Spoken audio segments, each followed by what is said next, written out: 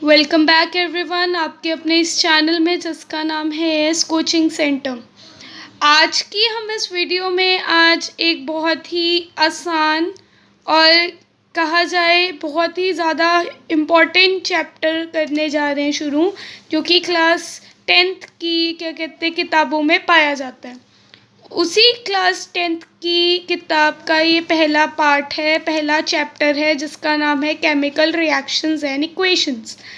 काफ़ी सारे लोगों ने मुझसे मेरे साथ में कई सारे ऐसे छोटे क्लासेस के स्टूडेंट्स हैं जो कि कहते हैं कि मैम कि हमारे को शुरू से ही केमिकल रिएक्शंस एंड इक्वेशंस में काफ़ी ज़्यादा प्रॉब्लम आती है कंपाउंड्स वगैरह के फॉर्मूला बनाने में। तो उनको मैं इतना ही कहना चाहूँगी बच्चे कि इसके रिगार्डिंग भी आपको वीडियो ज़रूर मैं कुछ दिनों में डालूँगी कि कैसे केमिकल कंपाउंड की जो एक सिंबॉलिक रिप्रेजेंटेशन होती है, सिंबल्स में उनको कैसे लिखा जाता है, उसके बारे में अवश्य बताऊँ। वो आपको क्या कहते हैं क्लास 9th में पहले से ही करवा दिया गया था, इसलिए आज हम बात करने जा रहे हैं हमारे पहले chapter chemical reactions and equations के बारे में। यहाँ पर अब आपके सामने क्या है, कुछ मैंने चीज़ें रिप्रेजेंट की है। मानो मिल्क एज इट इज़ ही पड़ा है किस पे, आपके यहाँ रूम टेम्परेचर में, समर्स में। आयरन नेल या किसी भी तवे को हम क्या कहते हैं ह्यूमिड टेम्परेचर या ह्यूमिड एटमॉस्फेयर, जैसे आजकल पानी से भरा आसमान है कि मतलब आसमान में इवन हमारे आसपास की हवा में क्या है, पानी की ओस सी रहती है बारिश के कारण। तो अगर हम उस सिचुएशन में आयरन नेल या तवे को रख दें, फिर हम जी रहे हैं, वी रिस्पायर, हम सांस लेते हैं, तो क्या होता है जब हम खाना खाते हैं, जब वो हमारी बॉडी में डाइजेस्ट होता है, तब क्या होता है।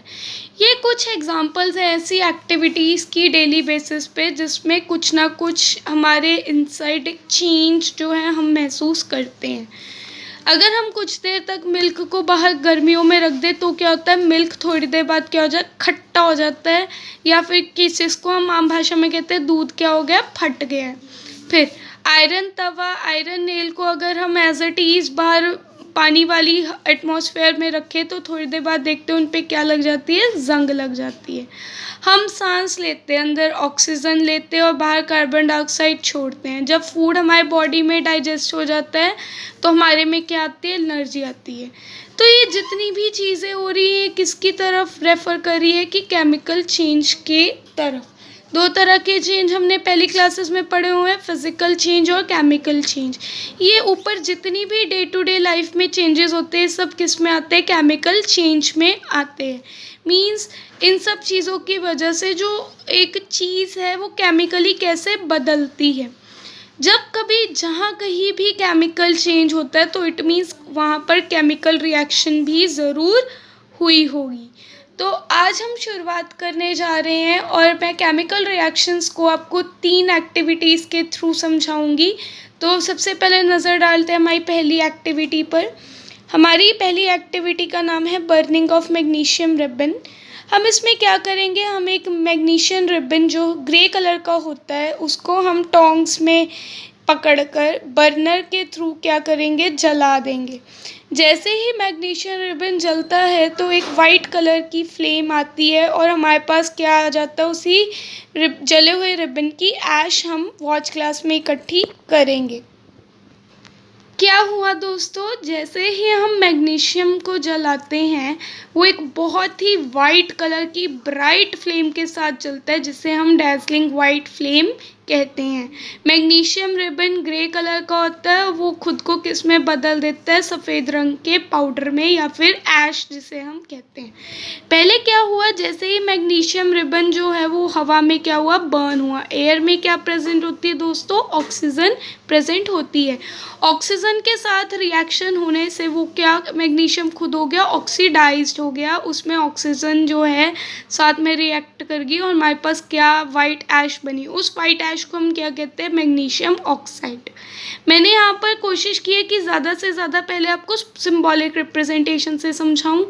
मैग्नीशियम का फॉर्मूला Mg होता है, एयर को ऑक्सीजन O2, O2 हमेशा 2 एटम्स के साथ जुड़कर रहती है, तो हमारे पास क्या है, मैग्नीशियम ऑक्साइड MgO। लेकिन यहाँ सबसे ज़्यादा ज़रूरी है केमिकल इक्वेशन की बैलेंसिंग। तो ऑक्सीजन के साथ में 2 लगा था, तो हमारे को भी इधर 2 चाहिए था, तो मैंने क्या किया, ओवरऑल इक्वेशन में आगे 2 लगा दिया।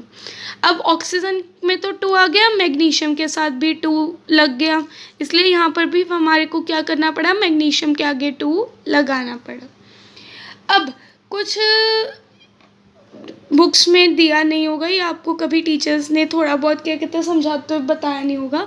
अगर मैं उसी मैग्नीशियम ऑक्साइड को अगर पानी में घोल दूँ, वाटर में अगर मैं उस ऐश को घोल दूँ, तो मेरे पास क्या बन जाता है, एक बेस बन जाता है, जिसको मैं यूज़ कर सकती हूँ वेरियस केमिकल रिएक्शंस के लिए, और वो बेस है मैग्नीशियम हाइड्रोक्साइड।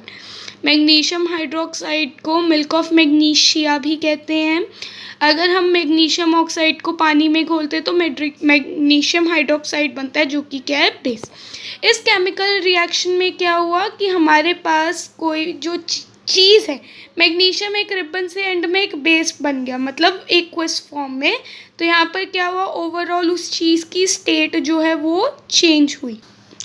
अब दूसरी एक्टिविटी में हमारे पास क्या होगा, 2 एक्वस सोल्यूशन होंगे। एक एक्वस सोल्यूशन होगा लेड नाइट्रेट का, लेड पीबी से डिनोट किया जाता है, जिसकी वैलेंसी 2 होती है। उसको अगर नाइट्रेट से क्रिस क्रॉस करके फॉर्मूला बनाया जाए तो वो क्या बनता है, PbNO3 ट्वाइस, जिसको हम लेड नाइट्रेट कहते हैं।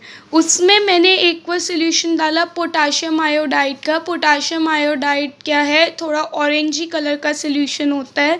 तो जैसे ही मैंने इन 2 सोल्यूशंस को आपस में मिक्स किया, मेरे पास क्या कहते हैं, रिएक्शन के बाद लेड आयोडाइड बन गया और पोटाशियम नाइट्रेट का सोल्यूशन आया। क्या करता है, यहाँ नाइट्रेट आयोडाइड की जगह ले लेता है और आयोडाइड नाइट्रेट की जगह लेता है। जब मैंने ये रिएक्शन की तो मेरे पास जो लेड नाइट्रेट है वो दही जैसे चिट्टे रंग के पीपीटी तैयार हो गए, बिल्कुल दही जैसे। जैसे दही क्या कहते हैं, जैसे आप दूध में अगर खट्टा डालते हो तो दूध क्या हो जाता है, फट जाता है, उसके वाइट वाइट पीपीटीज कर्डल हो जाते हैं। उसी तरह इस रिएक्शन में 2 कलर वाले लिक्विड्स को जब मैंने मिक्स किया तो मेरे पास वाइट कलर के दही जैसे पीपीटी बन गए और पोटाशियम नाइट्रेट बन गया, जो कि खुद एक क्या बन जाता है, कलरलेस सॉल्यूशन। इसमें क्या हुआ, रिएक्शन के बाद मेरे पास पीपीटी माने प्रेसिपिटेट बने वाइट कलर के। वो वाइट कलर प्रेसिपिटेट किसके थे, लेड आयोडाइड के। और ये जो वाइट कलर के प्रेसिपिटेट होते हैं दही जैसे होते हैं। मतलब ओवरऑल इस केमिकल रिएक्शन में हमारे को क्या दिखा कि जब हमने 2 आपस में एक्वस कलर वाले एक्वस घोले तो हमारे पास रिएक्शन के बाद उन एक्वस सॉल्यूशंस का क्या चेंज हो गया, कलर चेंज हो गया। थर्ड एक्टिविटी हमारे पास जो है, हम इसमें क्या करते हैं, कोई भी एक कॉनिकल फ्लास्क लेंगे। कॉनिकल फ्लास्क में हमने पहले क्या डाला, डाइल्यूट सल्फ्यूरिक एसिड डाला हुआ था। हमने उसमें जिंक के कुछ दाने ग्रैन्यूल्स वो ऊपर से डालकर उसको कॉक से बंद कर दिया और उसमें एक क्या कहते हैं पाइप जो है इंसर्ट कर दी।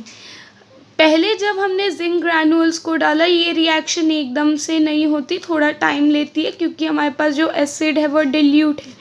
जैसे ही हम जिंक के ग्रैन्यूल्स डाइल्यूट सल्फ्यूरिक एसिड में डालते हैं तो हमारे पास क्या होता है कि कुछ देर बाद हम देखते हैं कि जो हमारा कॉनिकल फ्लास्क है वो बाहर से थोड़ा गर्म हो गया है और इनसाइड इस पाइप के थ्रू क्या निकल रही है, गैस निकल रही है। अगर हाइड्रोजन गैस के बारे में आपको पता करना है कि हाइड्रोजन गैस निकल भी रही है कि नहीं, तो आप एक जलती हुई मैच स्टिक को अगर इसके पास रख देंगे पाइप के पास, तो वो पॉप साउंड करके क्या होती है, बर्स्ट होती है। तो हमारे पास कौन सी रिएक्शन हुई कि जो जिंक है वो डाइल्यूट सल्फ्यूरिक एसिड में घुला। डाइल्यूट सल्फ्यूरिक एसिड का फॉर्मूला H2SO4। रिएक्शन के बाद हमारे पास क्या है, ZnSO4 जो कि जिंक सल्फेट है, प्लस हाइड्रोजन गैस जो है इवॉल्व हुई। इस रिएक्शन में हमारे को क्या देखने को मिला, 2 चीज़ें देखने को मिली। पहला, हमारी जब कॉनिकल फ्लास्क गर्म हो गई, इसका मतलब रिएक्शन के कारण हमारा जो आसपास का टेम्परेचर है वो क्या हो गया, चेंज हो गया। और दूसरा, एवोल्यूशन ऑफ गैस, मतलब गैस जो है इसमें से निकली। आज हमने देखा कि केमिकल रिएक्शन के कारण हमने 4 ऑब्जर्वेशन देखी। पहली बात, केमिकल रिएक्शन से कैसे एक चीज़ का स्टेट चेंज होता है। दूसरा, केमिकल रिएक्शन से कैसे कलर में चेंज आता है। तीसरा, केमिकल रिएक्शन से कैसे टेम्परेचर में फ़र्क आता है। और चौथा, केमिकल रिएक्शंस के कारण कैसे गैस भी निकलती है। आज की वीडियो में इतना ही। आगे फ्यूचर में क्या कहते हैं हम फिर डिस्कस करने जाएंगे अलग अलग तरह की केमिकल रिएक्शंस के बारे में।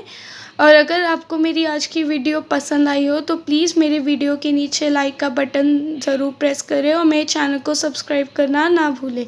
अगर आपको मेरी ये मेहनत अच्छी लग रही है और अगर आपको लग रहा है कि मैं किसी की मदद कर सकती हूँ, आपके दोस्त की, आपके परिवारजन की, तो मेरी वीडियोस बिना बेझिझक अपने फ्रेंड्स में, अपनी फैमिली में ज़रूर शेयर करें। तब तक के लिए थैंक यू।